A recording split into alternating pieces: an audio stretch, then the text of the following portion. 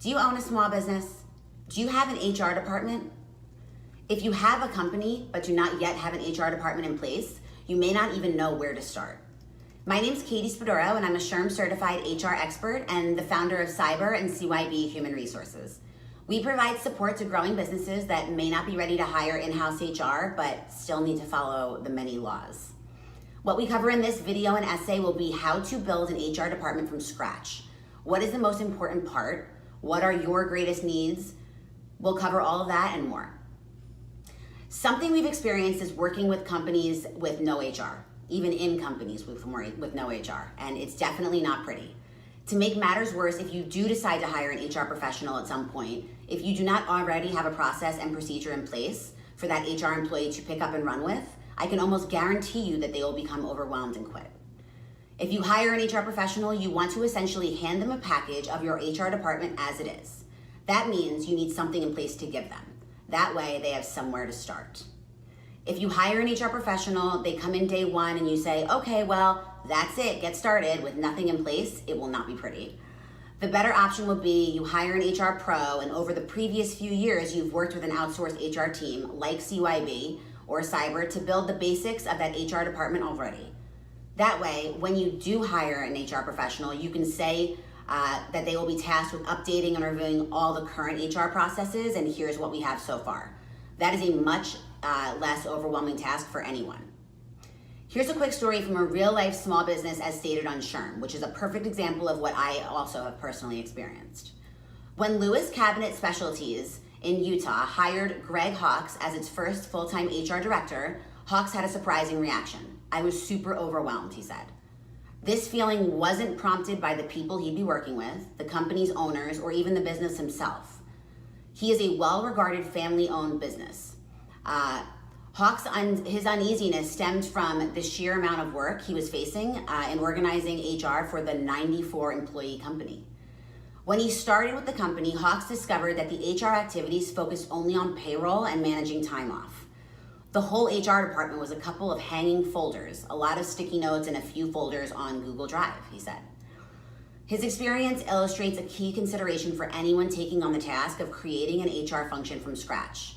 By the time business leaders realize that HR is about more than paying, hiring, and firing employees, they've usually put some building blocks in place. At the same time, creating the remaining capabilities requires a tremendous amount of planning.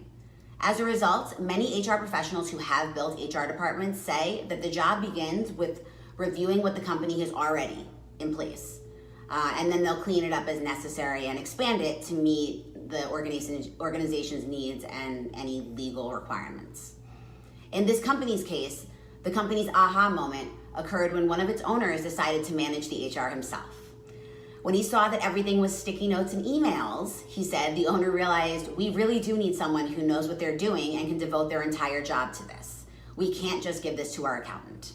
We can't just give this to our customer service manager. We need a full-time HR person. This is something that many business owners go through and many business owners face. The problem is, obviously, is that there's budgets in place and time, so that really is what Cyber is put into place to do. Our goal is really to help you get to the point where you have HR in place and then expand on that. For business owners, hiring a full-time HR professional may feel like an immediate solution to their workforce challenge, but for the practitioner, organizing HR and turning it to operate effectively requires time, patience, and careful consideration. On top of that, it requires a step-by-step plan to identify what's being done currently correctly and what isn't, what needs to be changed, and how HR will grow with the organization over time. As you can see, like I said, this is a common occurrence among small business owners. Eventually, you will get to the point of needing HR. You do not want to wait for that point to start thinking about it for the first time. Preparation is huge in this type of situation. That is where working with an outsourced HR professional like us at Cyber comes in handy. You don't need to hire a full-time employee. We are used to working with small businesses and simplifying what they already have in place. At that point, we can more clearly see what's missing and assist with you and your processes moving forward. The first step of building your HR at your small business is to review what you currently have in place. Any policies, procedures, processes, job descriptions, handbooks, etc. When we first start working with a client, the first thing we have them do is to get together everything they currently have, whether that's one sticky note or an entire drive of HR paperwork. Once we review what they currently have in place, we can then create a game plan for their next steps. A good example that I have seen regarding this type of issue is a company that had been incorrectly administering the Family Medical Leave Act. Keep in mind, this applies to companies with 50 or more employees. As stated on DOL.com, the FMLA entitles eligible employees of covered employers to take unpaid job-protected leave for specific family and medical reasons, with continuation of group health insurance coverage under the same terms and conditions as if the employee had not taken leave. Eligible employees are entitled to the following: 12 work weeks of leave in a 12-month period for the birth of a child and to care for the newborn child within 1 year of birth, the placement with the employee of a child for adoption or foster care and to care for that newly placed child within the first year of placement, to care for an employee's spouse, child, or parent who has a serious health condition that makes the employee unable to perform the necessary functions of his or her job, anything qualifying that arises out of the fact that the employee's spouse, son, daughter, or parent is a covered military family member or covered active duty, or 26 work weeks of leave during a single 12-month period to care for a covered service member with a serious injury or illness, if the eligible employee is the service member's spouse, son, daughter, parent, or next of kin, which is military caregiver leave. You can download the FMLA guide for employers on DOL.com, and it'll also be listed on our website as well. In the specific situation that I am referring to, in this example, the company themselves was not making employees aware that they may be eligible for FMLA. This is a huge problem and something that not many people know. Business owners need to let their managers know what to be looking for when it comes to FMLA. For example, if a manager overhears one employee telling another that their parent is seriously ill and they think they need to quit their job to take care of them, that manager needs to step in and let the employee know that they may be eligible for FMLA and that they need to go speak with HR. They need to let HR know as well. If they do not do that and the employee quits, there may be a significant legal issue. I have seen employees get attorneys after realizing they did not need to quit their job and they just didn't know about FMLA. They would have been eligible for FMLA if they knew about it. In this specific instance, it was found that the employee was eligible for back pay, which the company had to pay. This is a great example of something that if you are not an HR professional, you may not have the knowledge surrounding it. That is why it is so important to hire someone who is a full-time HR pro and have them on your side. The second step we take when we're building out a client's HR is following the gap analysis, we begin creating a path of moving forward. Cyber certified HR pros prioritize what needs to be put in place next. Typically, the next step when working with a client would be the employee handbook. Our belief is, as most other HR professionals, is that an updated employee handbook that is industry specific is the basic building block of your HR.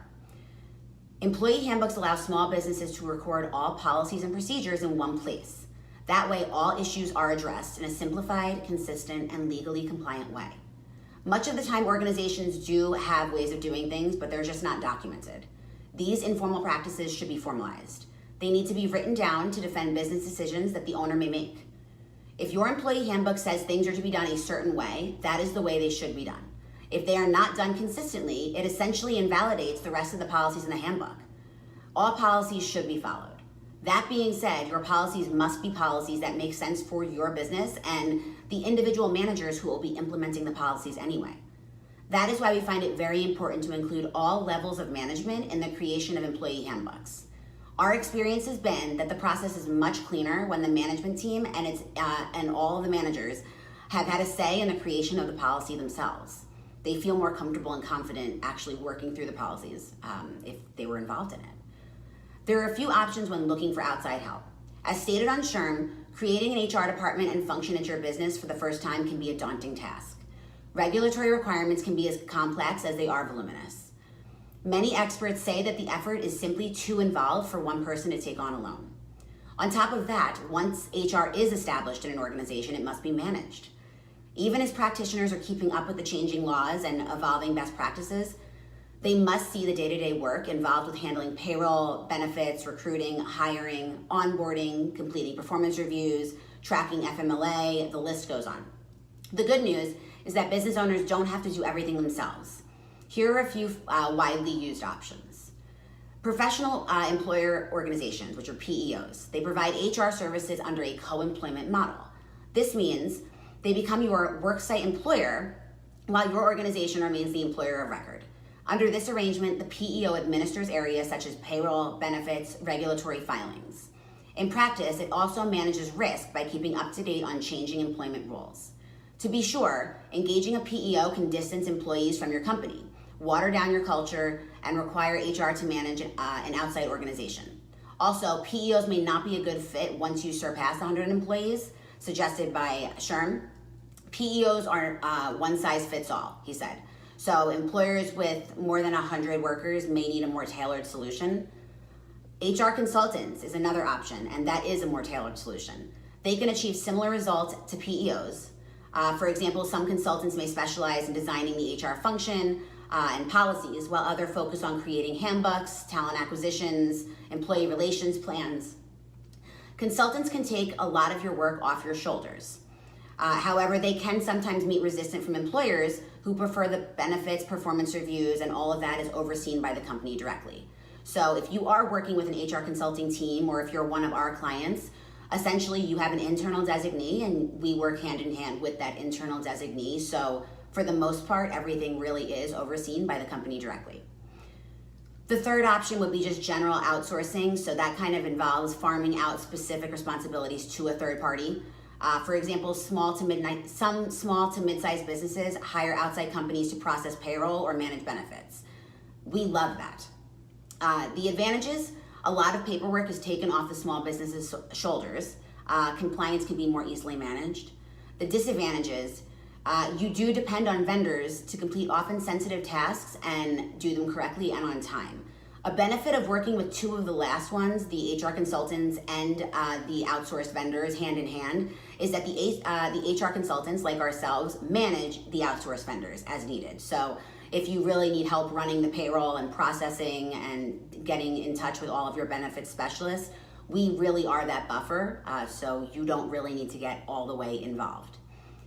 When deciding whether to pursue any of these options, you'll have to consider the cost. Over time, like any area of your business, you would re-examine that decision.